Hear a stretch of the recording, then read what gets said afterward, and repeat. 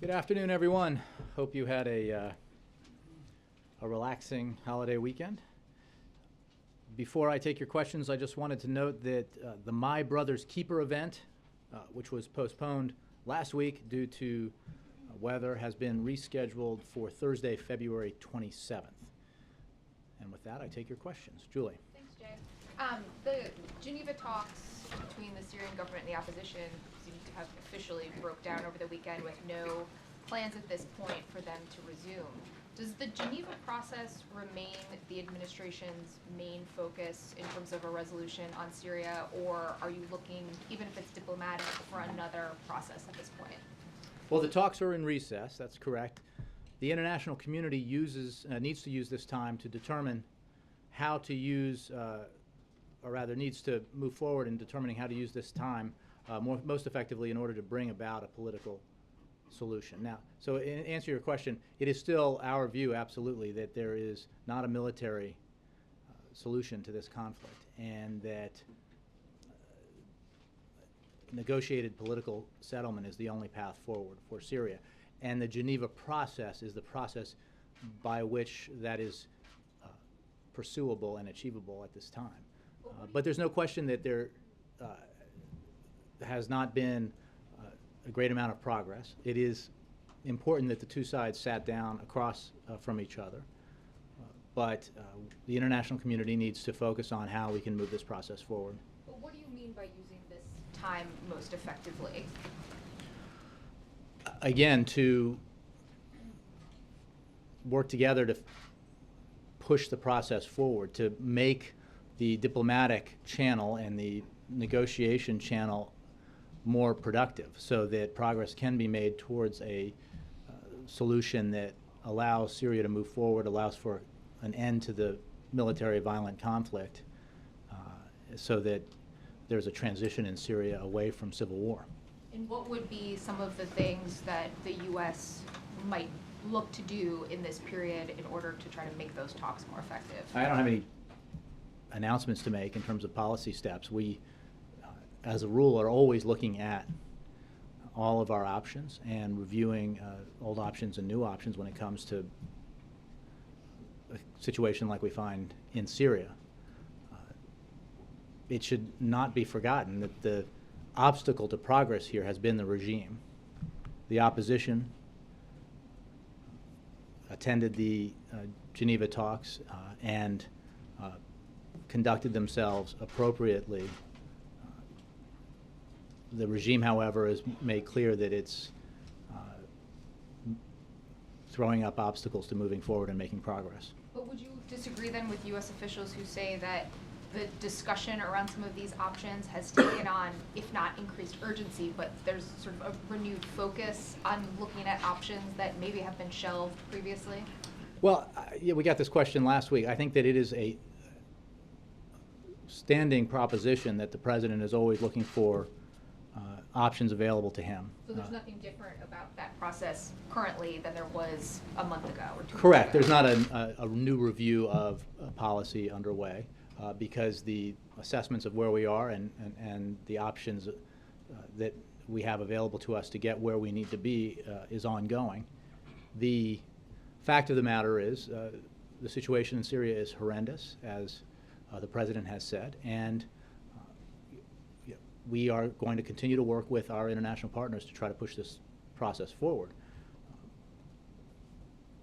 We should note that when it comes to the urgent need to allow for the provision of humanitarian assistance to the Syrian people, we have been working with partners on the United Nations Security Council to move forward on a resolution that would advance that cause. And Russia has been a holdout, and it is notable that if you're going to proclaim your concern about the fate of the Syrian people, one way to act on that concern is to not block progress in the United Nations Security Council on a resolution that would provide humanitarian assistance to the Syrian people who so desperately need it. And then on another topic, is there any White House reaction to the UN report on crimes against humanity in North Korea? I don't have any at this time. Perhaps State Department does. No? Wait.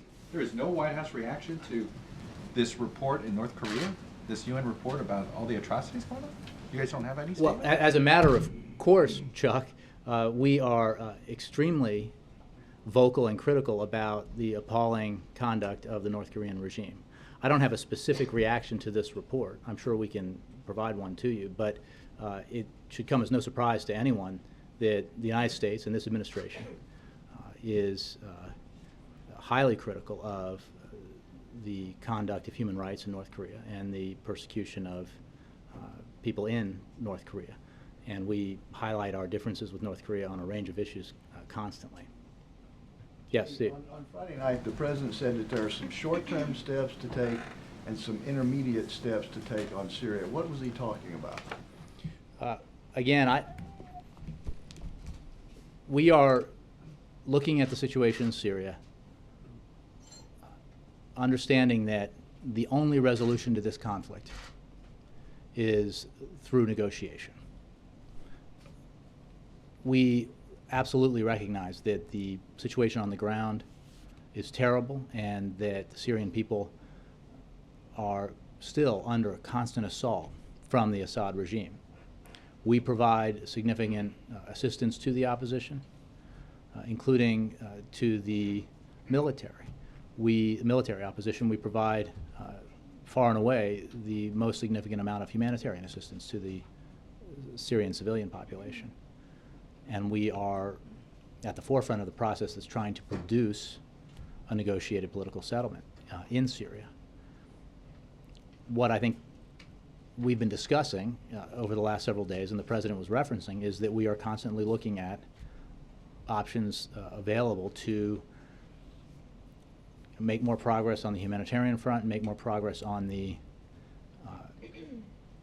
effort to push forward on the Geneva process, the negotiated settlement process, because again, that's the only way out of this for the Syrian people and for the future of Syria. And there's no question that we are all pained by what we see in Syria and enormously frustrated by the obstructionism that the Syrian regime participates in, the unhelpful approach that Russia has taken on the Security Council when it comes to the resolution regarding humanitarian aid access. What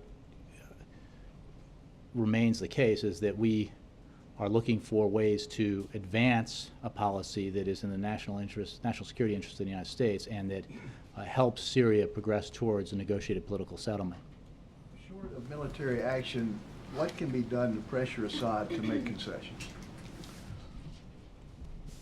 We are providing, as I said, assistance to the opposition. We have a lot of partners in that effort.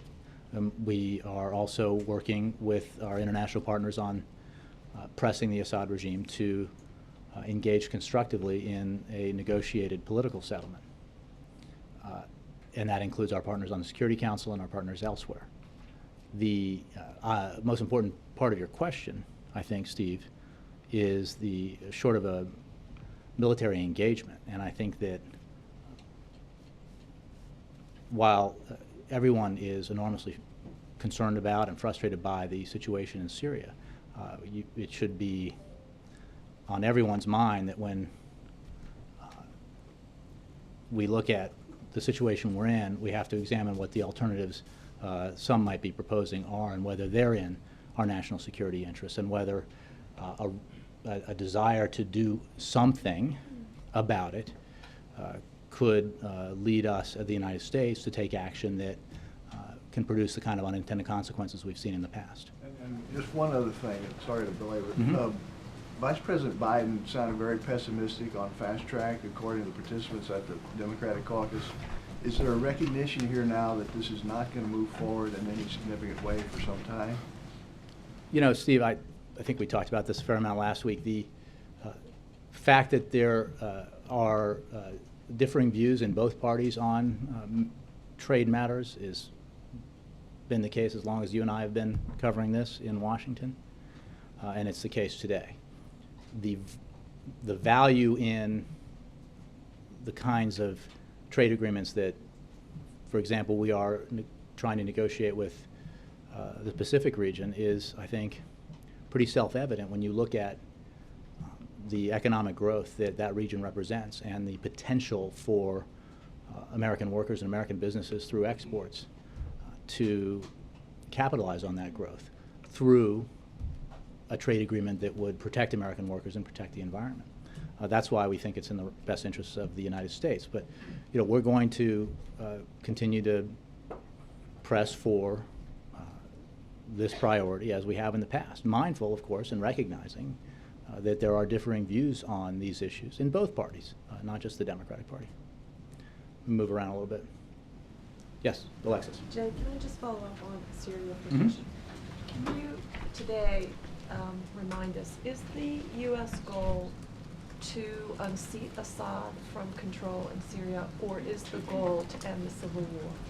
The United States policy is that, and position is that Syria's future cannot include Bashar al-Assad because the Syrian people have so clearly shown that he cannot be a part of future or transitional government in Syria. That's not a decision that we make here in the United States. That's a decision that the Syrian people have made and have suffered for in the past several years at the hands of the brutality, at the hands of Assad and at the hands of his brutal regime. There's no possibility in our view, and this is simply a reflection of the view of the Syrian people and certainly of the opposition, that a transitional government or governing authority in Syria could include Assad as part of it.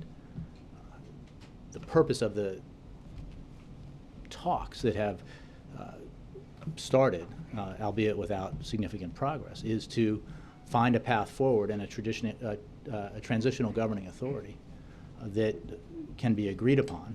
And the only way that can be agreed upon is that it not include Assad as far as the opposition is concerned, and we certainly support that view. Our goal is an end to the conflict through a negotiated political settlement, and that, again, settlement cannot be possible with Assad remaining in power. Can I just follow up?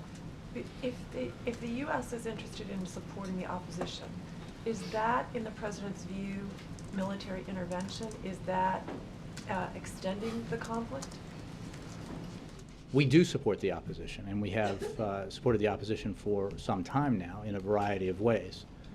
We have made clear our views on different kinds of support and our concern over the course of this conflict when it comes to some provision of weapons that some people have suggested and other countries have proposed or engaged in, that there is a concern about that kind of weaponry falling into the wrong hands in a way that could pose a challenge to or a threat to our national security interests or the national security interests of our allies in the region.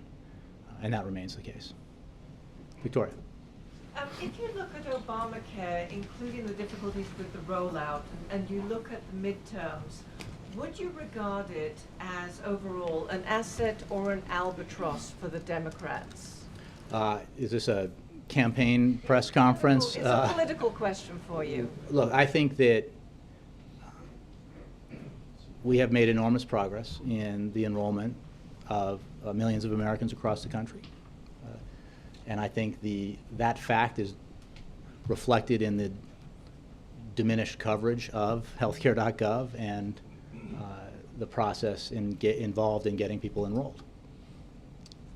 The problems that we had with the website obviously set back the effort, but the significant improvements we've seen in enrollments since the website began functioning effectively have been very welcome, obviously, and I think demonstrate that the exchanges work and that the interest among millions of Americans in getting quality, affordable health insurance remains intense. I think that as a general principle, without gaming out election strategies, it's a difficult case to make, despite the well-documented polling data on Obamacare, for Republicans to say they want to take away the benefits that the Affordable Care Act provides. It is a concrete reality now when you have millions of Americans who have quality, affordable health insurance, You have millions more who have access to Medicaid in those states that have expanded it that they did not have before. And you have all of us across the country who enjoy other benefits from the Affordable Care Act, including the ability to keep our children on our health plans through the age of 26, including the fact that insurance companies can no longer deny you coverage if you have a pre-existing condition. They can no longer charge you twice as much as they might charge your twin brother if you had one, just because you're a woman. These are benefits that the repeal effort would take away. They're concrete, they're real, they have accrued to the American people and to millions of Americans across the country. So I think this has gone from an abstract debate to one that involves real people whose lives would be adversely affected by the success of an effort to take away dramatically the benefits that they enjoy. And I think that that's a difficult argument to make. I'm sure that it will be made. Maybe not quite in the way that I just made it. But I think everybody who's running on a repeal platform needs to explain why their constituents, either the ones they currently represent or the ones they want to represent, should have those benefits taken away so that insurance companies can be put back in charge of their health care. Welcome. Thanks. What's the U.S. position on negotiating with terrorists? We're hearing that talks have now been reopened on the release of Bo Bergdahl. Has the U.S. position changed? Is it We have revived? long supported an Afghan-led peace process and will continue to do so. When it comes to Sergeant Bergdahl, our hearts go out to his family. We have great sympathy for them. Sergeant Bergdahl has been gone for far too long, and we continue to call for his immediate release. We can't discuss all the details of our efforts, but there should be no doubt that we work every day using our military, our intelligence, and our diplomatic tools to see Sergeant Bergdahl return home safely. We are not, to go directly to your question, involved in active negotiations with the Taliban. Clearly, if negotiations do resume at some point, then we will want to talk with the Taliban about the safe return of Sergeant Bergdahl. He has been gone far too long, and we continue to call for and work towards his safe and immediate release. Is there a concern about setting a precedent here? Is he a special, unusual case? Well, again, he is a special case in the sense that he has been gone far too long, and we are very concerned about him, and our hearts go out to his family, and we have great sympathy for them. They've been going through quite an ordeal. We have long said that we support an Afghan-led process, reconciliation process, with the Taliban, and we are not involved in any negotiations with the Taliban, active negotiations, but if negotiations were to resume, we would certainly want to discuss the fate of Sergeant Bergdahl. Is this seen as very time sensitive? Well, he should, in our view, be returned as soon as possible. John. Just a quick follow-up on that first. Is the United States open to the idea of a prisoner exchange? I know the story you're referring to. I can tell you that, again, we won't discuss all the details of our efforts. With respect to Guantanamo, the President reiterated when he signed the fiscal year 2014 Defense Authorization Act that this administration will not transfer a detainee unless the threat the detainee may pose can be sufficiently mitigated and only when consistent with our humane treatment policy. But just to try to do this generally, brother, a prisoner exchange for a POW held by a terrorist group, would that be the kind of negotiations with terrorists that this administration would not be open first to, of all, or would be willing to we engage have long made clear that we support an Afghan-led process of negotiations and reconciliation with the Taliban. We are not involved in active negotiations with the Taliban. If negotiations were to resume, we would certainly press the case of Sergeant Bergdahl. In the meantime, we are actively engaged in an effort to see his return. I can't document every effort, but that includes our military, our intelligence, and our diplomatic tools. Okay, back to Syria. You've said many times there is no military solution to the problem in Syria. Is there, or are there military options for stopping some of the killing that has been done by the Assad regime? The President has said that he does not take the use of American military force off the table in Syria or in any of these circumstances. So in that sense, the military option always remains available and on the table. We've made very clear we do not see American boots on the ground in Syria. When we're looking at options, we are very interested in actions that move a process forward towards the conclusion that we think is the only one that can lead to a resolution of the conflict in a way that is best for our U.S. national security interests and the interests of our partners and allies in the region.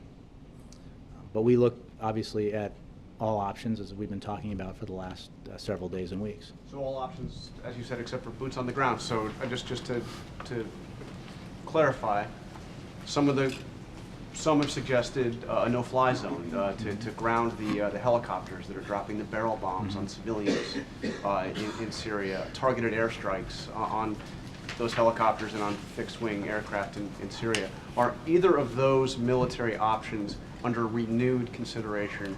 Well, obviously, a lot of ideas that have been discussed in the past have been put forward of late in the press, and I recognize that. Having said that the president would never take the use of military force off the table, we also firmly believe that there's not a military solution to this conflict. And as a general principle, I think that the use of U.S. military force in a circumstance, any circumstance like this, needs to be engaged in with a very clear-eyed sense of what the consequences of that use of force would be and what the policy objectives would be that are being sought and that can be achieved. But just trying to understand the process here. You said that they've talked about in the press, no doubt, but these were clearly options the president decided not to pursue in the past. Is there any renewed consideration, given how bad the situation has gotten on the ground, worst humanitarian crisis in a generation, in the words of our UN ambassador, is there any renewed consideration of those military options? I don't have specific options to itemize that I can say are being considered beyond saying that we are always considering all plausible options when it comes to advancing our goals in this terrible conflict.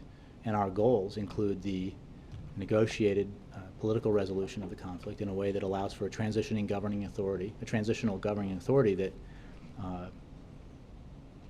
does not include Bashar al-Assad, who has significant Syrian blood on his hands, and that is in keeping with the interests and desires of the Syrian people. But given how bad it's gotten, and given the the apocalyptic language coming from some of the president's own top advisors on this, why wouldn't there be a renewed review? Why wouldn't the president be asking for new options? Why wouldn't the president be saying, come to me, we have to do a review of this policy. Obviously what's happening right now is not working. The crisis is getting worse. Why wouldn't there be a new comprehensive review? Well, John, I think you're putting words in my mouth that I didn't speak. I simply said that the review has been ongoing.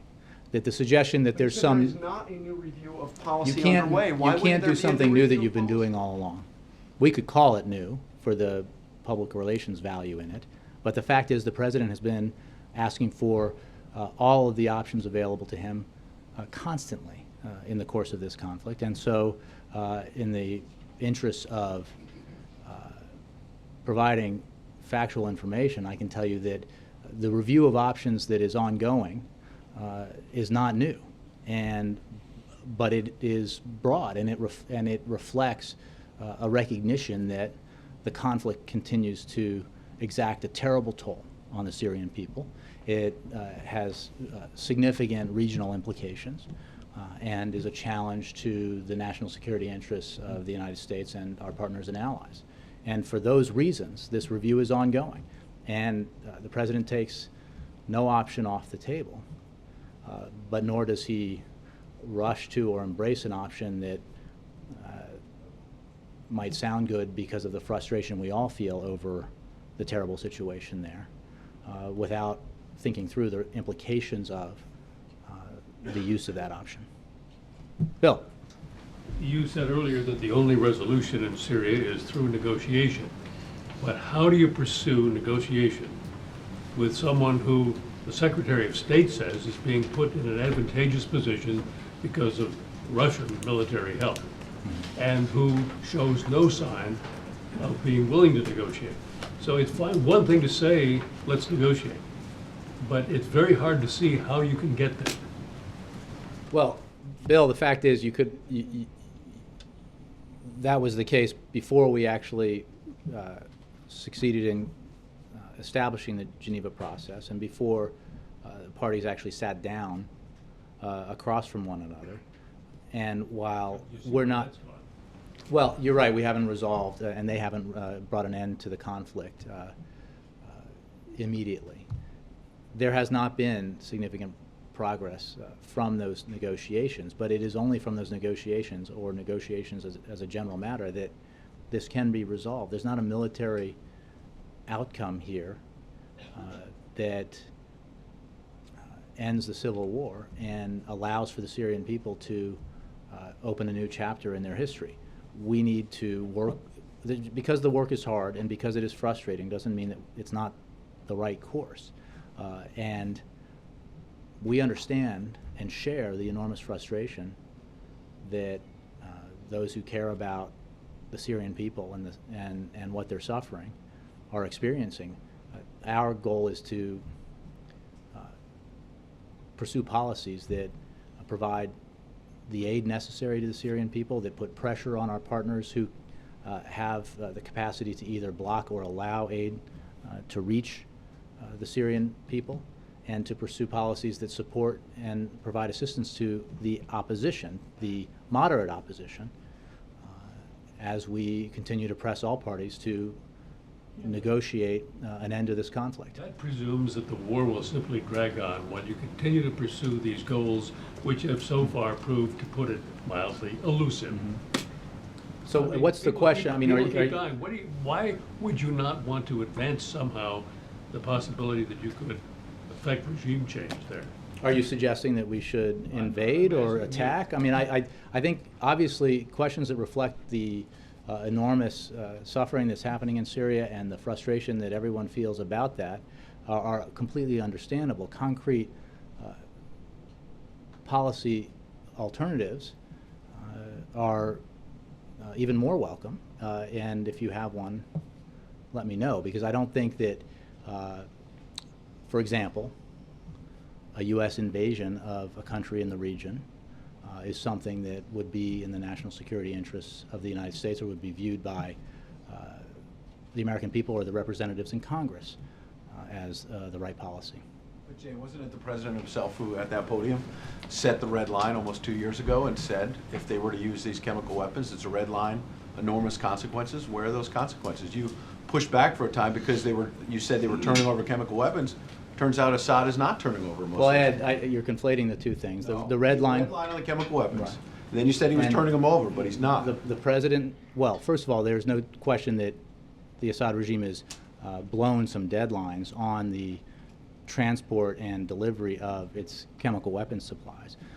The regime is still committed to ridding itself of those supplies, and Russia is on the hook for making sure that as the regime's significant ally, that those chemical weapons are, and the supplies are delivered, and the regime is fully rid of chemical weapons as part of that agreement.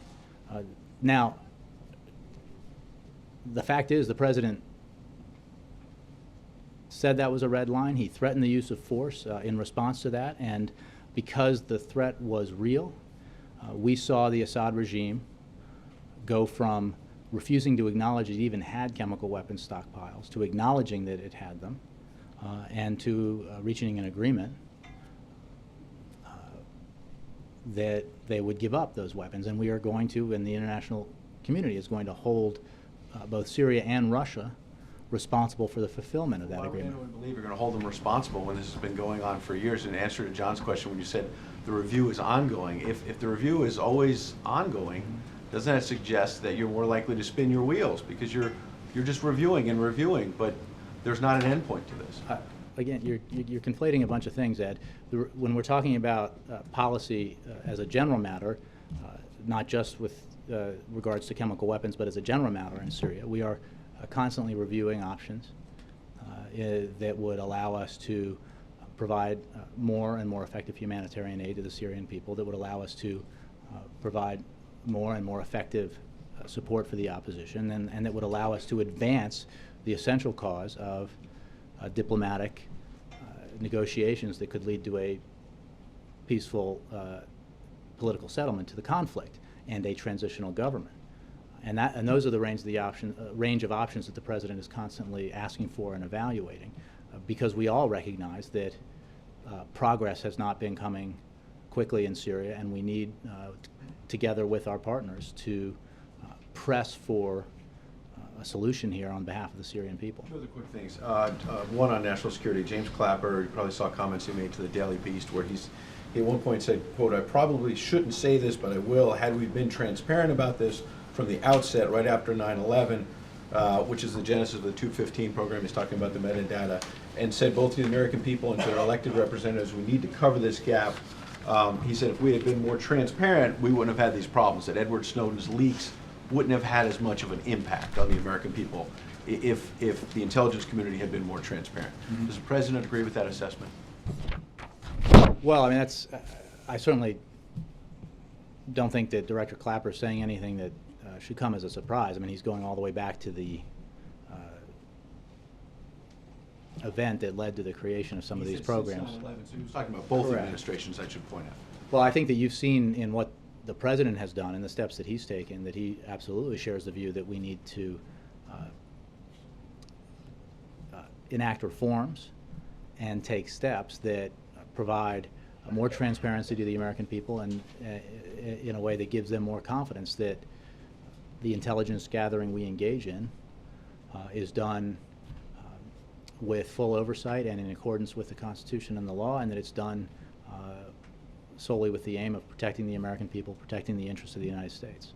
Last question on 2014. When you were asked about it before, you obviously said you don't want to get too much into politics, but you believe that healthcare will be an asset for Democrats for the president in 2014. David Axelrod undoubtedly agrees with you on that part of the story, but in the New York Times today says he's concerned the Koch brothers are spending $20 million on Senate races, and he said he's concerned there are some Democratic activists who are too focused right now in 2016, too excited about that, and losing sight of the election ahead of you. Does the White House share a concern that your fellow Democrats are not focused enough on the fact that if the president loses control of the Senate, that will be a big problem for him? Look, again, this is not a campaign briefing. I can tell you that the president is obviously going to engage and do everything he can to assist Democrats running in 2014. But he is principally focused on an agenda that's designed to expand opportunity for the American people, strengthen and expand the middle class, reward hard work and responsibility. If you lose control of the Senate, that legislative agenda, if you put aside politics for a second, you lose control of the Senate, it's going to be pretty hard to get that agenda through, wouldn't it? Well, he's not going to, and the Democratic Party is not going to lose control of the Senate, in our view, and that's precisely because of the policies that he and Democrats support that are focused on expanding opportunity as opposed to repealing benefits, that are focused on providing broad support for the middle class so that it can become more secure going forward, and that more jobs are created as opposed to support for special interest tax loopholes that benefit the few. I mean, that's sort of a general principle, and the president feels very strongly that approach is one that, broadly speaking, the American people support. Chuck. Turning to Venezuela, the government there has thrown out 3 diplomats, or is trying to throw out 3 diplomats from the country. What is the U.S. Response? Are they going to go ahead and agree to the order? And is there, in the past, there's been retaliation, where the United States has ordered Venezuelan diplomats out of the country? Is there going to be a retaliation? Well, I can tell you that the Venezuelan government has notified the United States that it has declared 3 of our consular officers PNG, persona non grata. We've seen many times that the Venezuelan government tries to distract from its own actions by blaming the U.S. or other members of the international community for events inside Venezuela. And these efforts reflect a lack of seriousness on the part of the Venezuelan government to deal with the grave situation it faces. The allegations against our diplomats by the Venezuelan government are baseless and false. As we've long said, Venezuela's political future is for the Venezuelan people to decide. We urge the Venezuelan government to work to address its people's grievances forthrightly through real, meaningful dialogue. The U.S. values its strong historic and cultural ties with the Venezuelan people and remains committed to our relationship with them. I don't have any reaction to announce or preview. Or anything that says any kicking anybody out of the country? Again, I don't have any reaction to that information. So Leopoldo Lopez, who's been the leader of the opposition, turned himself in to Venezuelan authorities. Any reaction? Well, we're deeply concerned about the violence in Venezuela. We are alarmed by the Venezuelan government's use of security forces and armed gangs affiliated with the government to disrupt peaceful protests, which is disproportionate and threatens a further escalation of the violence. Venezuelan authorities have arrested and detained scores of anti-government protesters. We call on the government to release them immediately and to provide the political space necessary for meaningful dialogue with the Venezuelan people. And if they don't do this, is there Well, in our view, action those you'll take? responsible, those responsible for acts of violence must be held to account through impartial investigation and independent judicial processes. I have no other action to preview. Two other foreign policy questions. Going back to North Korea, I know that you guys have time and again publicly condemned actions of North Korea and their human rights violation. What about with China? Is there anything beyond asking China to do more about North Korea that the U.S. plans to do? Well, I mean, that's no minor thing. China has a unique and significant leverage with North Korea, and because of that fact, we engage with the Chinese directly on these matters and encourage the Chinese to... Has the U.S. ever punished China for not doing anything? Well, I would simply say that we make clear to the Chinese that we believe very strongly that it is in not just the U.S. interest, but in the interest of regional security, including in the interest of China, that North Korea takes steps to de-escalate some of the provocative behavior that they engage in periodically, and ultimately to get right with the international community to comply with the series of United Nations security resolutions that it is in violation of. And we will continue to work with the Chinese and others to help bring that about. I mean, I guess the point is that does China realize that they can do nothing because there's not as if the United States is ever going to react I'm not other sure than I agree a with that strongly worded assessment, and I statement? think that we are working with the Chinese on these issues, as well as our partners in the region, on a regular basis. And on Syria, you guys are obviously. I know that we're all beating a dead horse maybe on this, but is there obviously there's a sense of urgency, but is there a timeline that the president is operating on? That, okay, you know what, he's not abiding by the chemical weapons. This is still going on. You know, they've got 3 weeks or else. I mean, is there some sort of timeline he's operating on here in deciding whether to shift the policy or not? I think the way to answer that question, Chuck, is that we are actively engaged in a process of looking at the options available to the president to advance the goals that we believe are necessary, which include making sure that humanitarian assistance is being provided to the Syrian people. We continue to be the lead nation when it comes to providing that assistance, making sure that our assistance to the moderate opposition is being delivered, and our assistance to the moderate armed opposition is being delivered. We continue to work on an international basis to press for the only path forward when it comes to resolving this conflict, which is through the diplomatic channels and negotiated political settlement. So I don't, and on the matter of CW, I've made clear that we believe that the Assad regime, as well as the Russians, must comply with their obligations to the international community when it comes to ridding the regime of its chemical weapons supplies, so that they can be destroyed. Well, there's no consequence to something that hasn't happened to announce today, except to say that this is a very serious matter, as we demonstrated last fall, which led to this agreement, and that we and our international partners take it very seriously. Jared. On the resumptions of talks over Iran's nuclear program, does the administration still think there's a good chance of a comprehensive agreement?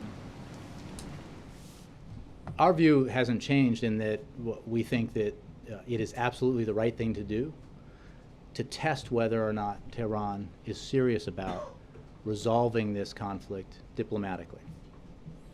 There's no question that the prospects for success are a matter of serious debate, or that they're far from a sure thing either way. But because there is at least some prospect that Tehran might be willing to, in a verifiable, transparent way, convince the international community that it has forsaken pursuit of a nuclear weapon, we ought to do that through diplomatic means. Resolving this issue through the use of military force has to be something that we obviously never take off the table, but can't be a first option. And because in the wake of their elections and the enormous pressure that the unprecedented sanctions regime has placed on their economy, the Iranian government was willing to move forward with talks and to reach the interim agreement, the JPOA, and now to engage in the comprehensive settlement discussions is worth exploring. But we're obviously mindful of the fact that they may not result in an agreement, but because they present the opportunity, we have to take it. How much of a sticking point is their recent ballistic missile testing, and how important is that to these talks? Well, I want to be very clear. Per the joint plan of action agreed to by Iran, Iran must address the UN Security Council resolutions related to its nuclear program before a comprehensive resolution can be reached. In other words, they have to deal with matters related to their ballistic missile program that are included in a United Nations Security Council resolution that is part of, explicitly, according to the Joint Plan of Action, the comprehensive resolution negotiation. So UN Security Council Resolution 1929, passed in 2010, prohibits Iran from undertaking any activity related to ballistic missiles capable of delivering nuclear weapons, including launches using ballistic missile technology. So that is explicitly agreed to by Iran in the Joint Plan of Action. And I think that applies, it's important to note that that applies to all of the United Nations Security Council resolutions in this area. That is explicitly referenced in the Joint Plan of Action. Thank you. Scott, then Mark. Thanks, Jay. Thinking back on the Libya intervention for a minute, the president spoke after that and told the American people that the principles he acted on were vital American interests, imminent humanitarian catastrophe, and a military strike with partners. And it was easy for a time in Syria to see that the parallels were not there. But now the Assyrian army is moving on the ground on Aleppo, which looks a lot like Benghazi, a second city, seat of the rebellion. Why aren't those same parallels coming into clearer focus for the president? Well, I think that you've left out some of the parallels that continue not to be, not to line up with the Libyan example, including the international agreement to take action. So this is, as we've discussed in the past, including, the Arab League. So,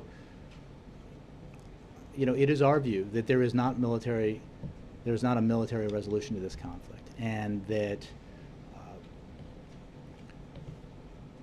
we need to continue to press forward with an effort that is aimed at reaching a negotiated settlement between the two parties, because that's the only way to ensure that Syria has a fighting chance in the future, as opposed to an extended, ongoing conflict. Will you try to re-engage the Arab League to get their endorsement, which was crucial to the Libyan Well, we are engaged with all our partners in the region on this very serious issue. I wouldn't say that that's around a certain prospective action that could be taken, but as a general matter, this is something that we need everyone who is concerned about the fate of the Syrian people and about the instability this conflict causes in the region to be engaged in, so that we can help move the process forward. It sounds like without Security Council support, you're not interested in any sort of considering a military option, and Russia's not going to give you that. So are you being hung up by the UN at this point? Is that what is? Let me just be clear that we don't, take on any option off the table. The President's made that clear. What we are focused on is a path forward that recognizes that there's not a military solution to this conflict, and that the only way forward for the Syrian people is through a negotiated political settlement. Now, how we use our leverage and the leverage of others to help push that process forward is very much what we're engaged in now. And the progress has been frustratingly slow, there's no question about it. But it does not change the central fact, in our view, that there's not a military resolution to the conflict. Last thing. When you say that there's no military resolution of this conflict, there was in Libya. Why isn't there, was there a moment in this conflict when there was a military solution to it? And has that moment passed? And if you'd acted then, would the situation be different now? In other words, by waiting as long as you have to begin to consider these things, obviously the battlefield is a lot more complicated. I think for reasons that you, better than most probably here, understand, there are a host of differences between Libya and Syria, and that play into even hypothetical counterfactuals about what might have been in that conflict.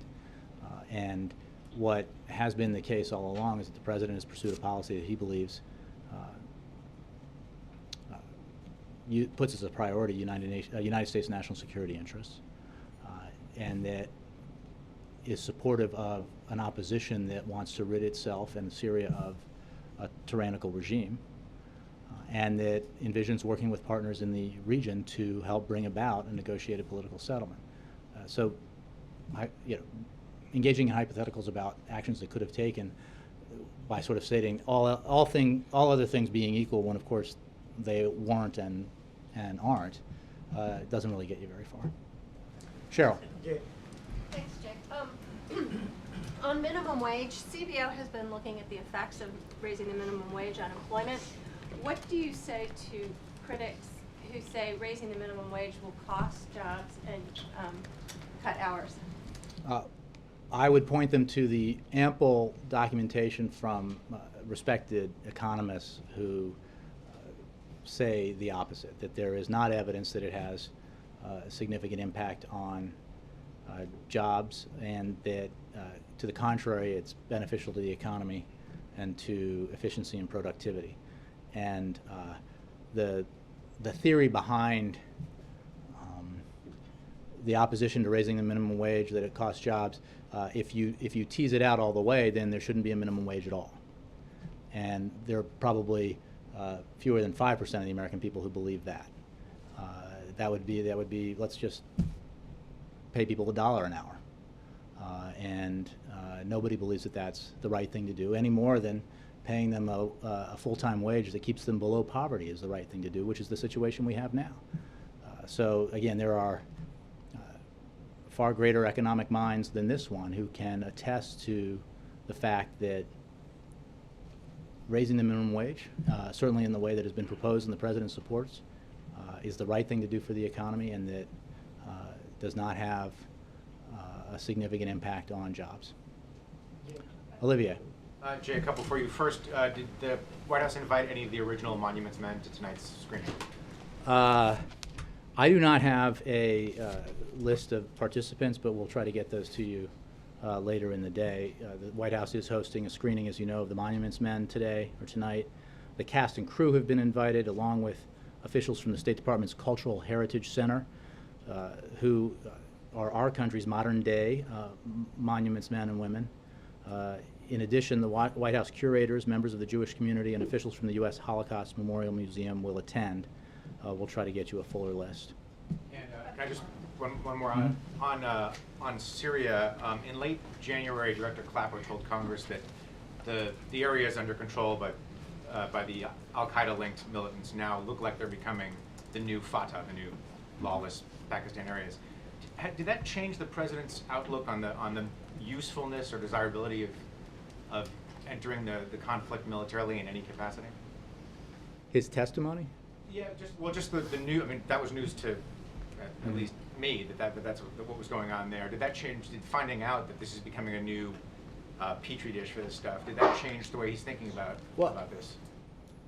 I would say that among the many concerns that we have about the situation in Syria is the presence of extremists and al-Qaeda linked organizations and individuals. And that is obviously a concern anywhere that it presents itself. And it speaks to sort of both sides of the issue when you talk about actions that you might take. I mean, one of the issues that has always been discussed was making sure that the provision of assistance gets into the right hands and isn't passed on to those who have designs on U.S. national security interests or on the interests of our allies. So that's always something that we're concerned about, and certainly Director Clapper identified that in that testimony. Mark. Yeah, Jay, back to trade if I can, and also specifically about the North American Summit. The trade is, if not at the top of the agenda here, it's close to. What is the President going to tell to the other two leaders about the possibility of completing an accord of this Trans-Pacific Partnership that all three countries have been trying, real hard to get finished, when the leaders of his own party have thrown up roadblocks to it? Again, I think that it's a useful exercise when reporting on this discussion and debate to make sure that your readers are aware of the fact that 'twas ever thus, and the differing opinions on these matters are not new, and the fact that there are differing opinions within both parties is not new. So I don't have, obviously the President will be speaking to this during his visit broadly in terms of what the agenda is and what the discussions will be at the summit. But we shouldn't pretend that the wheel has been recreated here when we talk about the differing views that people have on matters of trade expansion. Well, what does he hope to accomplish tomorrow then? Look, we'll have more information on the visit, and the President himself will obviously be speaking at the summit, but these are obviously two close allies and partners, and he looks very much forward to the discussion and the meetings. Thanks, Jay. Jay, before you go, Ukraine, Yeah, it looks one like the government's moved in to clear out protesters.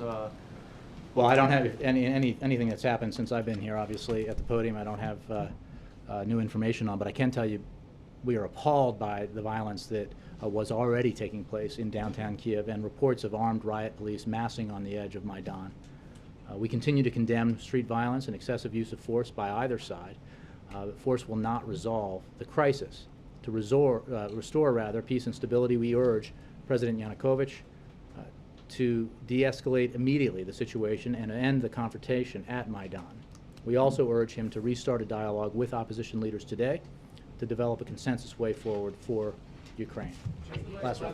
He says that he's going to meet with opposition leaders tomorrow. I can't respond absent my BlackBerry to breaking news. Sorry. Last one. Has the Vice President or the President reached out to you, Mr. Yanukovych in the last few days? I don't have an update on the fairly regular conversations that the Vice President in particular has been having with President Yanukovych and others in Ukraine. If we do have an update on that, we'll get it to you. Thanks very much, guys.